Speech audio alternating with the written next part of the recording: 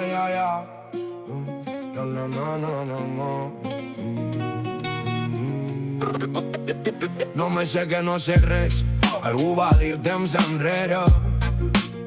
Sé que molt recordareu qui va pronunciar la sentència, però el meu cap funciona així, em quedo amb l'essència.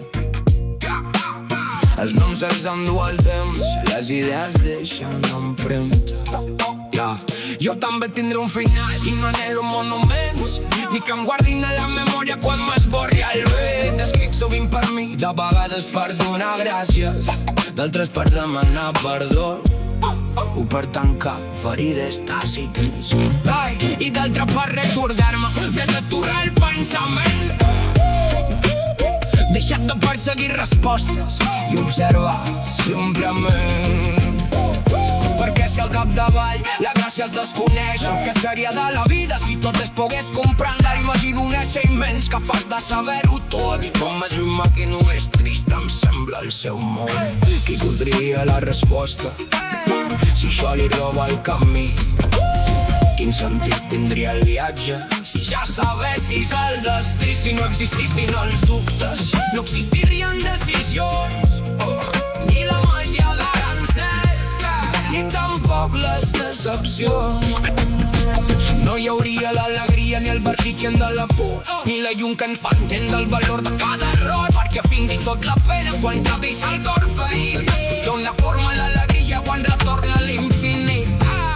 Per això estrimo aquesta màgia de no saber gairebé res, de caminar entre preguntes, pas temps sense aconseguir la veritat sencera.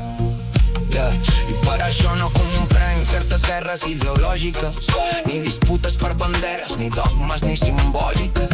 Uns veneren unes sigles, altres prediquen un déu, però cap idea és més gran que la persona que tens al teu peu. Moren per una bandera, per una fe, una nació, mentre comparteixen dubtes, somnis i contradiccions. Perquè si l'ésser humà és noble, sap que mereix valorar la mirada del qui escolta, la mà que et vol ajuda, i jutjar constantment els altres des d'un tron imaginari. Mai ha fet néixer cap ànima, mai ha canviat cap escenari. Potser m'equivoco sovint, potser em perdono els camins, però prefereixo mil dubtes a les certeses de